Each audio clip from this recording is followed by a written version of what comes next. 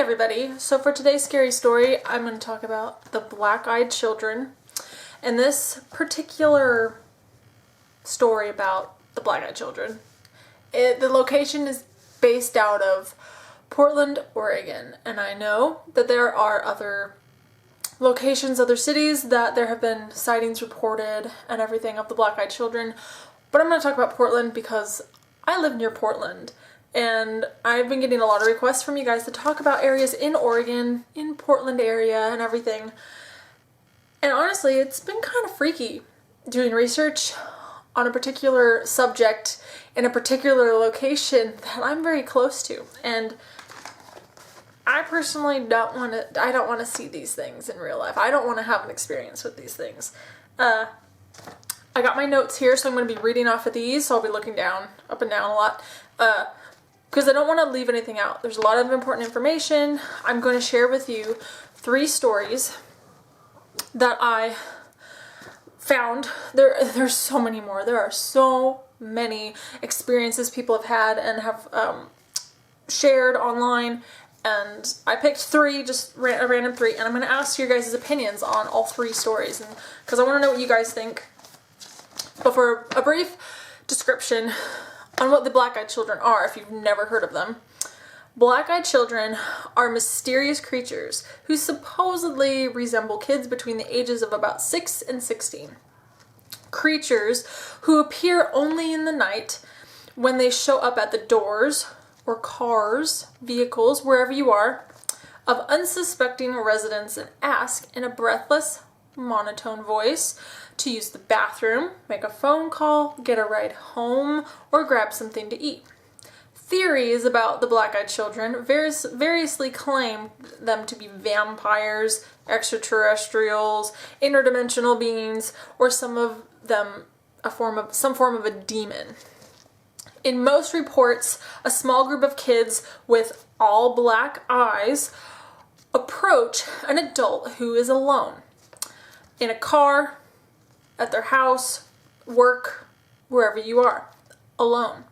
The kids, usually 2 boys, between the ages of 10 and 13, ask for a ride home or to be let in the house to use the bathroom or the telephone.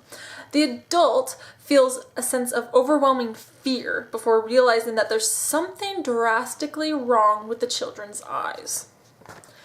Now, all the stories that I've read, as far as experiences go from other people that have been reported and documented and everything, they're all different scenarios, like different wherever you are, like whatever situation you are in, most of them are pretty different. But when it comes down to it, the experience, the feelings, and what they see is the same. They all are suddenly overwhelmed with the feeling of fear. Just out of nowhere with these, you come across these children. And the first thing that you feel is just fear out of nowhere. Like your gut, your whole being, just something doesn't feel right. Something feels off. And you start to feel terrified just for no reason. And then you notice their eyes. And most of them, from most of the stories that I've read, they all seem to be almost like children with adult personalities where they're a little too calm. They say that they're frightened or afraid and they need a ride home, or they're scared or they're lost, but they're not acting like they're scared and they're not acting like they're lost. There's something a little off.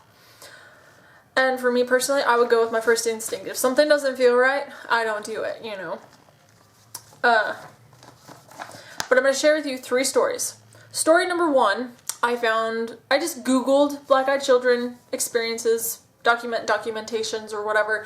Now, most of the stories are like a repost of a repost of a repost. So like wherever the story originated from, somebody copied it, pasted it on their creepy website or blog or whatever.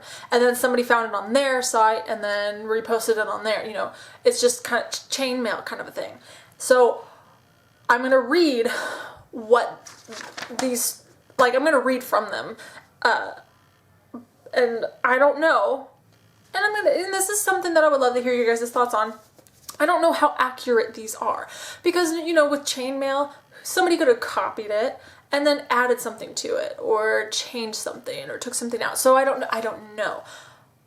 But to me, I don't know. You guys are gonna have to, you tell me.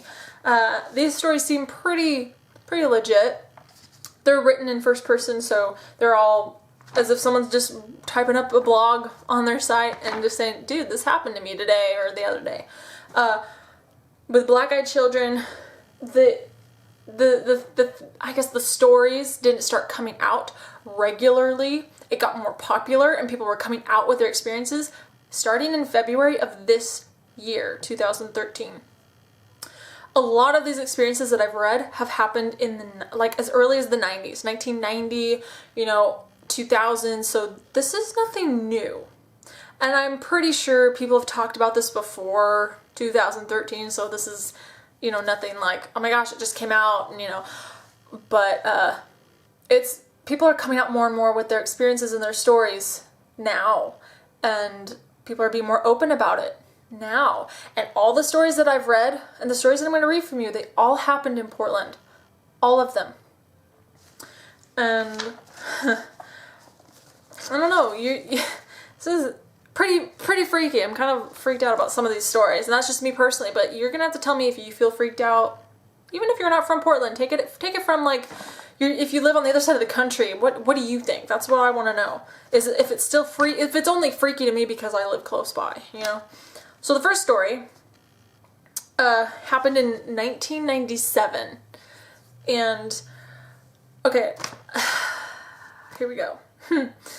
I was in downtown Portland, Oregon, after a seminar series on software development. I'd grab a bite of dinner around 10 p.m. and when I left it was around 11. I'd gotten in my car, locked and belted up, and just started the engine when someone tapped on my window. I was in an above ground parking garage on the 3rd floor, so I wasn't too freaked out. The lighting was good, there were still people around. So this was probably right before sunset, probably around sunset when it's still light outside, probably dusk.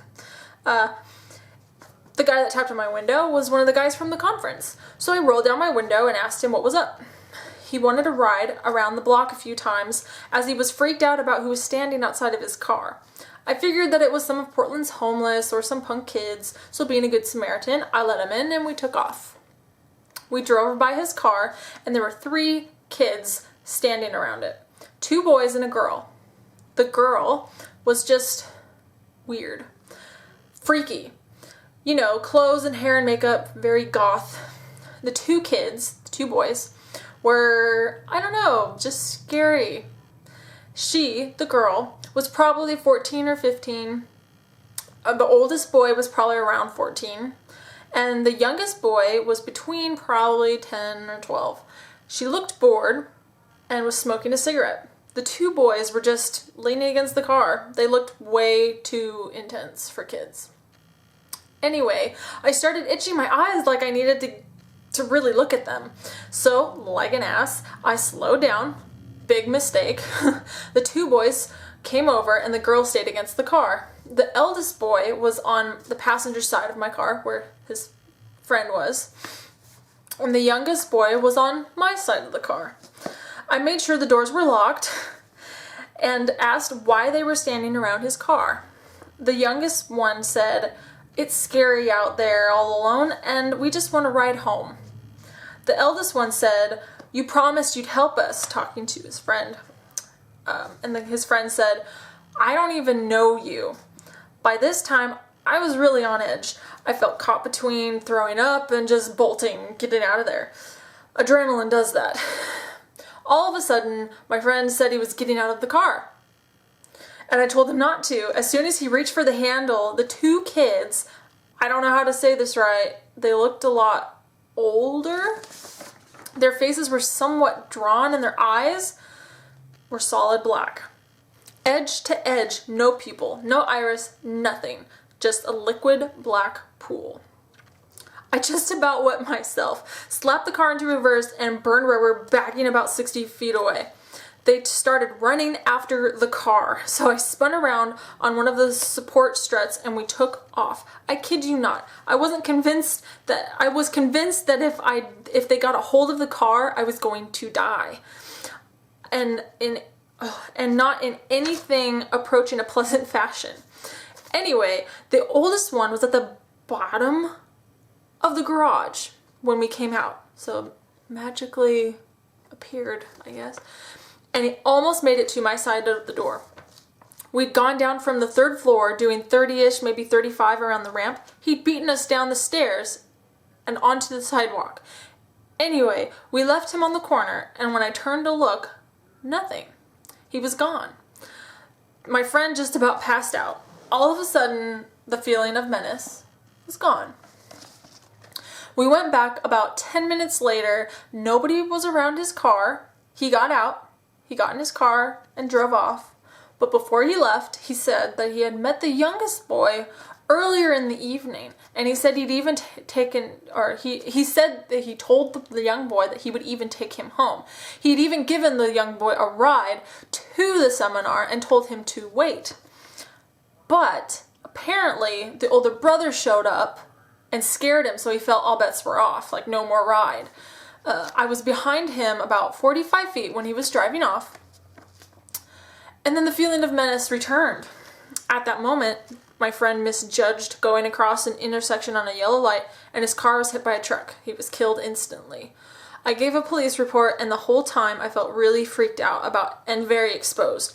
I got back to my car, got in, locked the door, and waited. I saw the kids again from about 2 blocks away. I'm not making it up. I'm not thinking they were vampires or something like that. But they weren't as pale, they weren't as skinny, and they felt a damn sight more menacing than vampires. I left quickly. My only concern now, though, is that this coming Wednesday, I'm going back to the area for another seminar, and I won't be leaving until 9:30. I'm freaked out. So you guys let me know what you think about story number 1.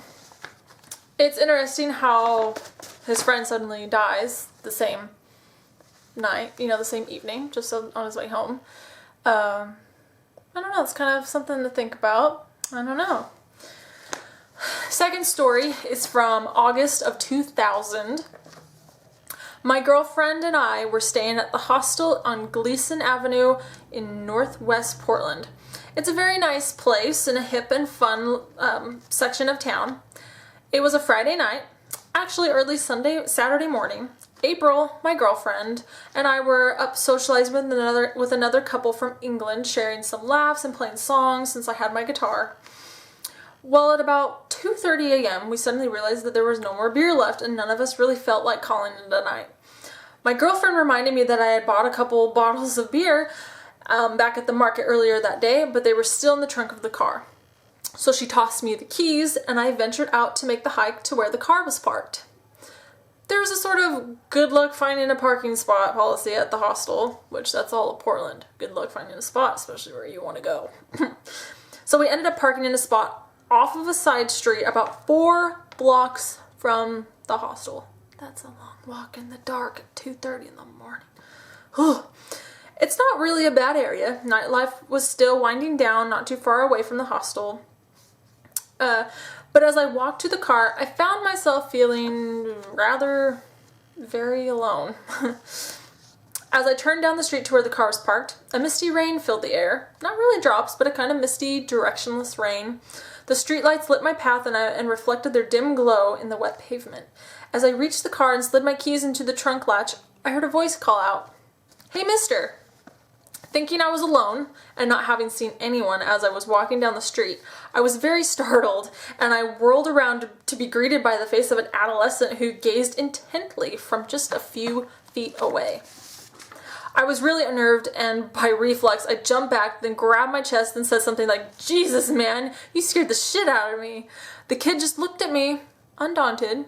He appeared to be between the ages of 11 and 14, and he wore old jeans and a hooded sweatshirt. His hair was black and his skin was very tan. It was then that I noticed that his eyes were all black. My first thought was that he was on LSD. I know that can dilate your pupils and give that type of appearance, but this kid didn't seem to be on any drug. He seemed very calm and confident. It was kind of unnerving to have a kid act like that. He said, without looking away, "I'm lost and scared. Do you think you could give me a ride home to my mom's?" But this kid didn't look scared at all. Masked behind those youthful features was the expression of a wolf leering at me. I'm a fit 28-year-old man, and what I felt was real fear. He kept moving closer and closer to me. Quickly, I broke eye contact. It was difficult, though, because those eyes were compelling. Deep pools of black. They looked ageless in contrast to the young face. They stared at me, reflecting the streetlights. It was like gazing up at a star-sprent sky on a clear night. I backed off up onto the curb and stammered, "No, really, I can't. I have to go. Sorry." I kept looking at the ground because I had the feeling that if I kept looking at his black eyes, I would become trapped like a fly in a spider's web. I heard him say, "Oh, that's okay. Here come my friends." I quickly looked up past him down the road and saw another young boy and a girl about a block further down in the middle of the street. I didn't have my glasses on, and I have trouble seeing clearly off that far, but I'll be damned if it didn't look like they were floating towards us a couple of inches off the ground. I turned around to run, and I heard guttural growling behind me. I ran faster than I had ever ran in my life, straight towards the hostel. I kept feeling like they were right there, right behind me, clawing at the back of my neck. I will never forget that feeling as long as I live. It was the closest I have ever experienced to true terror. When the hostel was in sight, I finally looked back and found myself alone. I kept running though, and didn't stop until I was again with my friends. They were all surprised to see me panting, bending over. They asked, "What happened? Where's the beer?" I collapsed on the floor and didn't speak until I regained my composure. Suddenly I felt ashamed that I had ran from a group of kids. I never told them what happened. I told them that some thugs tried to start a fight. Obviously, at that point, I no longer felt like socializing, and I told my friends that I wanted to retire for the evening. So April and I went to our room. Despite the warmth, I insisted on shutting the window and closing the curtains. I didn't sleep a wink. I never told anyone what really happened until now. So what do you guys think of story number 2? No one died in this particular story. I don't know, let me know. The last story, number 3. There's no date. I couldn't find a date on when this one was told. So who knows when this happened. I am a 47-year-old woman. The day in question was a normal day for me. I'm an apartment manager, over 20 years experience, and open my door to strangers every day. Sometimes I don't like the looks of the people that come to my door to see available apartments, but I still make myself available to show the ready and empty apartments to rent. On this day, however, I was not willing to even step out of my office door to show to this very creepy young boy who knocked on my door. He had come in the early afternoon, so this is during the day, earlier afternoon. Knocked on my office door. I opened the door to see who it was. He was a young boy, about 17, 18. He asked me about an open apartment for rent. I remember feeling very scared for some reason and shaken by his appearance.